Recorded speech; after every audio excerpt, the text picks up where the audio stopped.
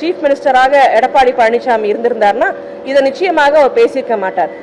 காலில் தவழ்ந்து வந்து ஒரு சீஃப் மினிஸ்டர் ஆயிருக்காரு பார்த்தீங்கன்னா. ஸோ அதை மாதிரி தேர்ந்தெடுக்கப்பட்டவர் இப்படிதான் பேசுவாருங்கிறத நம்ம நிச்சயமா எதிர்பார்க்க முடியும். காலில் தவழ்ந்து வந்தவருக்கு வந்து ஒரிஜினல் அரசியல் தெரியாது. ஏன்னா அவர் மக்களை ஃபேஸ் பண்ணதில்லை, பெண்களை ஃபேஸ் பண்ணது கிடையாது பப்ளிக் லைஃப்ல. ஸோ திடீர்னு எங்கேயோ வந்து அந்த சேர்ல சீட்ல உட்கார்ந்துருக்க காரணத்தினால அவருக்கு தெரியாது.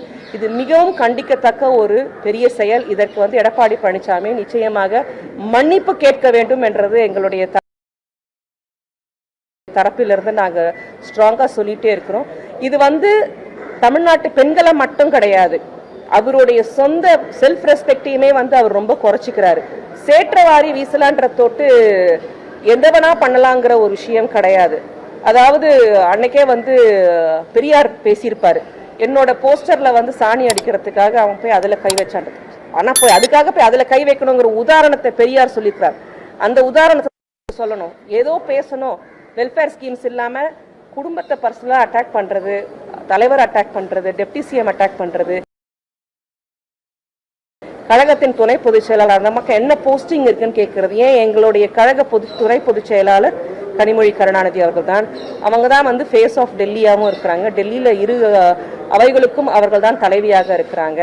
அவங்க அது மட்டும் இல்லாமல் ஒரு இலக்கியவாதி, ஒரு கவிஞர். அவங்க வந்து இவ்வளோ ஒரு ப்ரொஃபைலை வச்சுட்டு இருக்க அவங்கள பற்றி கூட அவங்களுக்கு புரியாத ஒரு தரா இருக்கிறார்னா அவருக்கு தோல்வியின் பயத்தின் உச்சத்தில் இருக்கிறார் என்பதை தவிர இதில் வேற எந்த புரிதலுமே நம்ம எடுத்துக்க முடியாது.